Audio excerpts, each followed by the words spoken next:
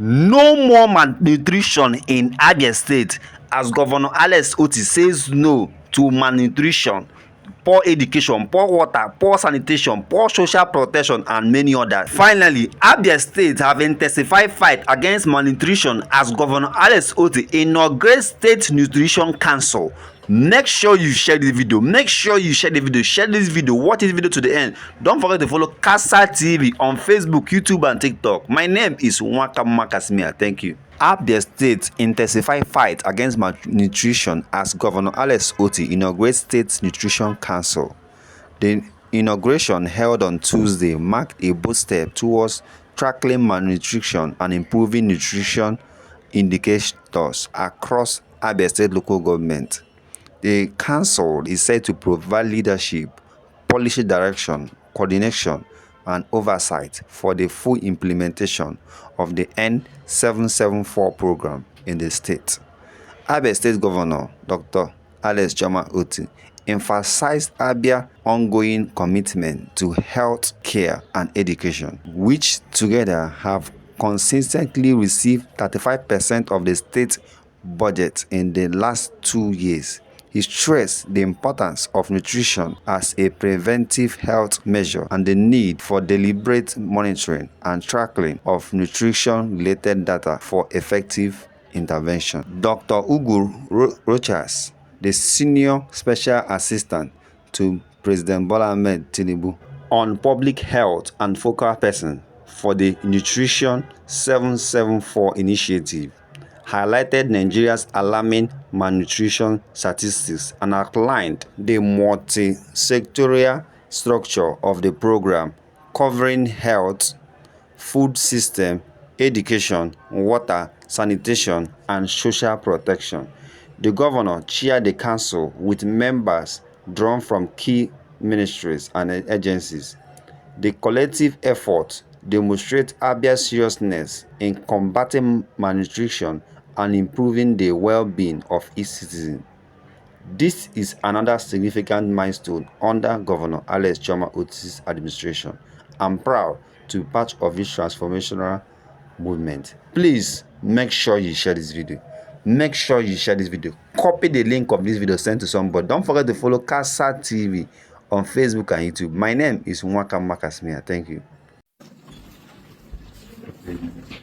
So nice having you these past few hours, and I hope you'll be here for a longer time. And so we are happy to welcome you and to receive you. Of course, I extend the same warm reception to all the members of your team, including Mrs. Priscilla Otti, who, for reasons that she and I know, I have to welcome her specially, because there's a Priscilla in this house. The Secretary to the State Government, Professor Kenneth Khan, I'd like to use you to reach out to other government appointees, including commissioners that are here, and also welcome you. It's been an interesting engagement. I want to thank you for the very brilliant presentation. I have no doubt that people are learning. You must send your children to school, because you don't send them to school, they can't perform like this. And, so thank you. And I want to also thank you for a very kind words. You're welcome. I want to thank you for your very kind words about our administration. And, we cannot take it for granted. Clearly, when you talk about nutrition, the initiative is very important, very good. Very, very good, and we welcome it. Here, we may not have targeted an initiative like Nutrition 774, But then the essence of government, if you follow closely, would dovetail into this initiative. What is it about? Security, welfare of the people. And the heavy investments we are making, first of all, in healthcare. 15% of our budget in the last 2 years have been reserved for the healthcare sector. Of course, 20% to education. So that's a whooping 35% of the budget. And then a meager 14 to 15% has been allocated to the as a recurrent expenditure, over 80% to capital expenditure. Now, when you have all these tied together, you will find that what you are involuntarily doing is to ensure the welfare of your people. How can you speak about welfare if the people are not properly fed?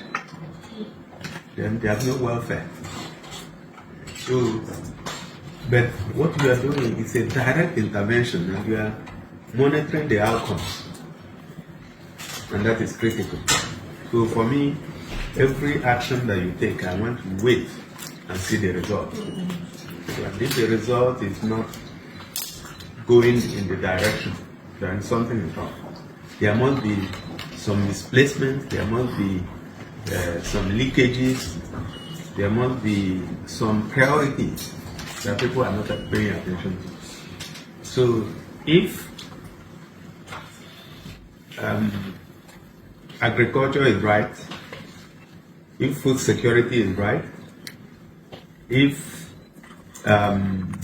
education is right, if the businesses are doing well because you have provided infrastructure, then the outcome will be that poverty rates will go down, security naturally, because when you have a chunk of your people that are unemployed, no matter what you do, insecurity will not go down. So you may not, as government, directly intervene in creating employment, but you may indirectly create employment by creating an enabling environment that gets the traders moving again, that gets the small scale businesses up again, that supports even the big businesses that create big jobs. So when you see us fixing roads in Abia, in Umuahia, cleaning up the environment, ensuring that the investments we are making in healthcare, you find that if people are well fed, they'll probably not be as sick. So you find that your investment is good there, but the number of people that take ill will be reducing. And of course, if somebody needs to get medical attention, you get it on the fly. So what am I driving at? I'm saying, as a government, we've taken those decisions that give the kind of outcomes you are monitoring. But we have not been deliberate in monitoring the numbers. And now that you have come here, if there's nothing that you have succeeded in doing, is to now get us to be deliberate in monitoring our numbers. For instance, I do not believe that we spent only 282 million in 2024. I do not believe. But again, those are the numbers that you know, and we don't have an alternative number. There was once when I used, in my previous life, when I used to write columns, there was once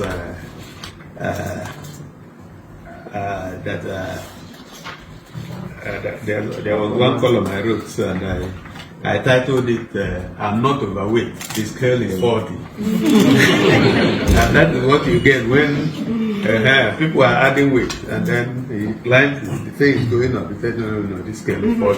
So I'm not going to get into that argument because the numbers you presented are correct. So it's for us to go and work on them. Maybe we are not reporting properly. Maybe because we are not intentional to deal with nutrition. Because quite frankly, if you have dealt with poverty, then you've dealt with nutrition. Yes. If you've dealt with hunger, you've dealt with nutrition. But for us, we are focused on doing all those that we also still dovetail to nutrition. So, Honorable Commissioner for Budget and Planning, I'm sure he's listening. Yes, sir. Let's capture everything because this is coming from the Young Governors Forum. Yes, sir. And we had this review in my office with the team. Yes, because when we presented the number in there to understand it, so we held a small meeting. The point is that before now, we didn't used to tag nutrition in our budget. So how they pick their numbers is that you must target nutrition. So if there is any nutrition-related activity in health, for example, you have to target, not like we are targeting climate change now, because these were not requirements. But going forward in our 2025 budget, from our 2025 budget, both our budget is green, that means it's climate compliant, and it's nutrition compliant. So you will see the performance in 2025, you see very significant improvement. But the provision is significantly higher than prior years because we tagged it and we derived 3.4 billion from the average 1.3 billion that it used to be. So we are scaling it up as we progress into the years. But now the rules of engagement are clear and the numbers will show it in our. Okay, that's fine. And then of course when you go back to the upstream, in this case agriculture. So whatever is spent in agriculture that is not large scale, which are businesses, if we are buying fertilizers, if we are supporting our farmers, these are all geared towards nutrition. And even if our people are not going to sell their products at the end of the day, they consume it. So that's actually why I think that we now need to be deliberate because it's being measured. But even if the numbers don't turn out right, I've always insisted, when you go around, you find that people are different.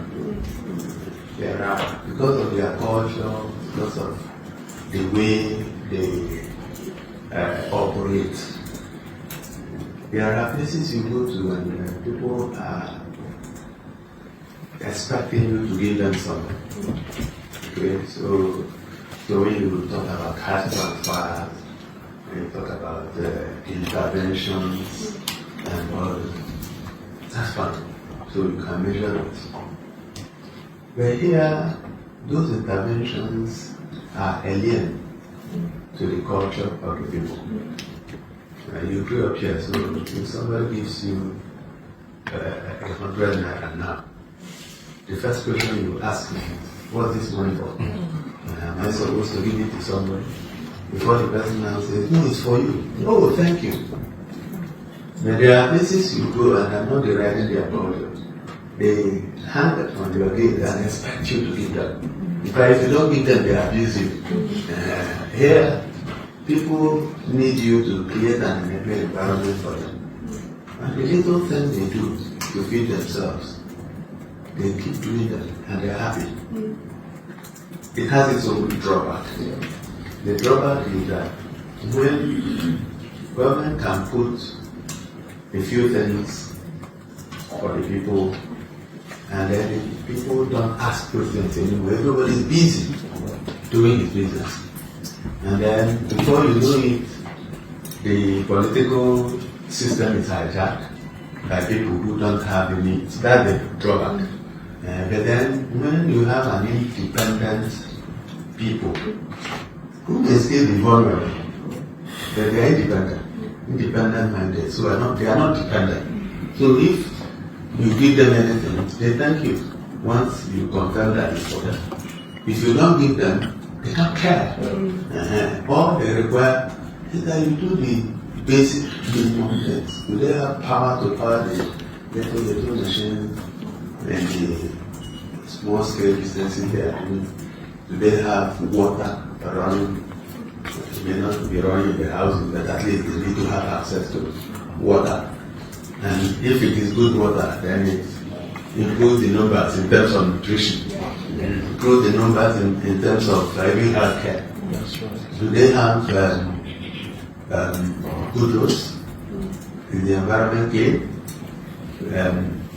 Are there affordable houses? They move on their own and then do their things. Okay? So when you are comparing two states, you may just be comparing apples and oranges. And then having said that, it's not a difference. But like I said, we are going to now be looking at this. But suffice it to say that what you are driving is very good. And there is you can build all the skyscrapers if you don't have good food. Not just food, good, nutritious food. It affects healthcare, it affects even the way people think. And just problem with this, you are 6 months. And I know that the women on the table are very happy. But my chief of staff is also campaigning for paternity leave.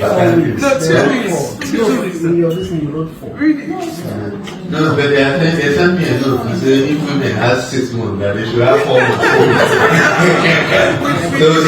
So the whole state may just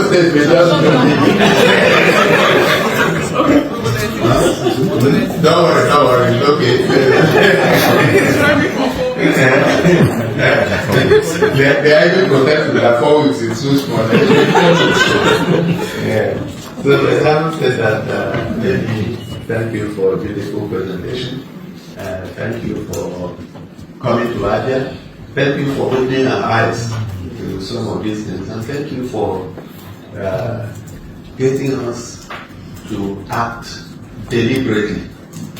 I think that's the real issue, because we've been acting based on our manifesto and what we believe the people require.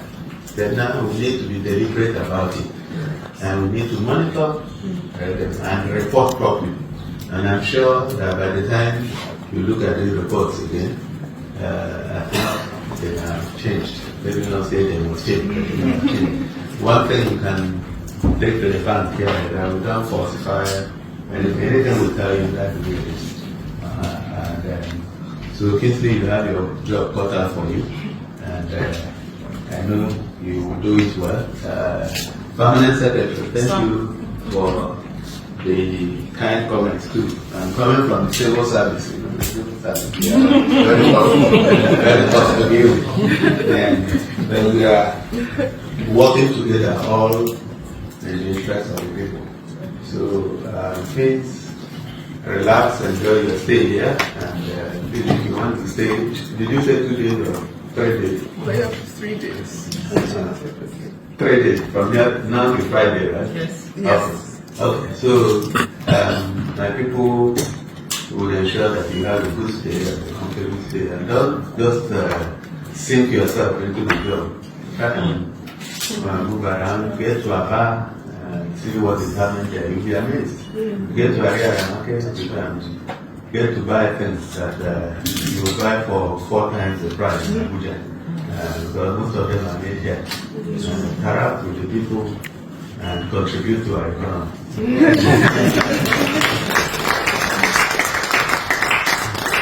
So let me thank you for coming, and it's on this note that I'd like to thank everybody that is part of this the council is here. As don't see a commissioner for tertiary education. Why do you need two commissioners? We divided education because it's so critical. We divided to tertiary and basic. I think the basic commissioner for basic education should do. Yes. So take commissioner for tertiary out, or if you want commissioner for tertiary, then take the basic education out. And I hereby inaugurate the council, and I so do in the name of the Father, the Son, and the Holy Spirit.